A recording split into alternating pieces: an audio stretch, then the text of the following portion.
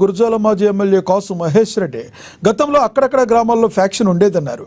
కానీ కూటమి సర్కార్ అధికారంలోకి వచ్చాక ఫ్యాక్షన్ రాజకీయాన్ని రాష్ట్రమంతా అమలవుతుందని చెప్పుకొచ్చారు. అక్రమ కేసులతో ప్రతిపక్ష నాయకులను అణగదొక్కాలని చూస్తుందన్నారు. కొంతమంది పోలీసులు పచ్చ చొక్కా వేసుకుని టీడీపీ కార్యకర్తల్లా పనిచేస్తున్నారని ఆరోపించారు. గతంలో వైఎస్ జగన్ జైలుకు పంపడంతోనే కాంగ్రెస్ తుడిచిపెట్టుకుపోయిందని తెలిపారు. ఇదే రిపీట్ చేస్తే కూటమి పరిస్థితి కూడా ఇలానే ఉంటుందని మహేష్ రెడ్డి జోస్యం చెప్పారు.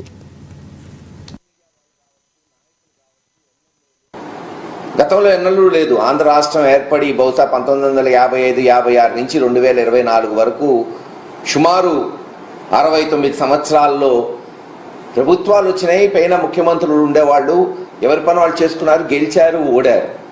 ఎక్కడో గ్రామ లెవెల్లో గొడవలు ఉండేవి. కానీ ఇప్పుడు 2024 నుంచి మీరు గమనిస్తే ప్రతిపక్ష నాయకుడిని అనగదొక్కాలి.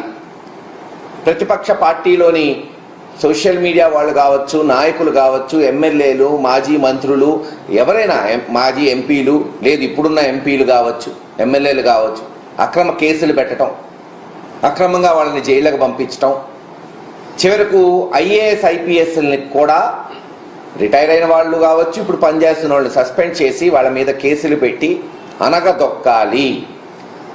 ఎట్టుందంటే వాళ్ళకు అవకాశం ఇచ్చింది తెలుగుదేశం పార్టీకి, చంద్రబాబు నాయుడు గారికి, లేదు జనసేన బీజేపీకి ఒక అవకాశం ఇచ్చారు జనం. మీరు ఇచ్చిన హామీలు నిలబెట్టుకోండి, ఎవరూ దానికేమో అడ్డం తగలట్లేదు. వైఎస్ఆర్సీపీ పార్టీ కావచ్చు, జగన్మోహన్ రెడ్డి గారు కావచ్చు. ఇంకా చేయమని మేము డిమాండ్ చేస్తున్నాం. బాబు మీరు ఇచ్చిన హామీ నిలబెట్టుకోండి, ప్రజలకి న్యాయం చేయమని అడుగుతున్నాం. అది చేయలేకపోగా జగన్మోహన్ రెడ్డి గారికి మాకు అడ్డం, రేపు మళ్ళీ అధికారంలోకి వస్తాడేమో, సంవత్సరంలోనే ఈ ప్రభుత్వం భ్రష్టు పట్టిపోయింది, అక్కడేమో గ్రాఫ్ పెరిగిపోతుంది, అంతంత మాత్రం. అనంతపురం జిల్లాలో మహారాష్ట్ర మంత్రికి ఘన స్వాగతం పలికారు.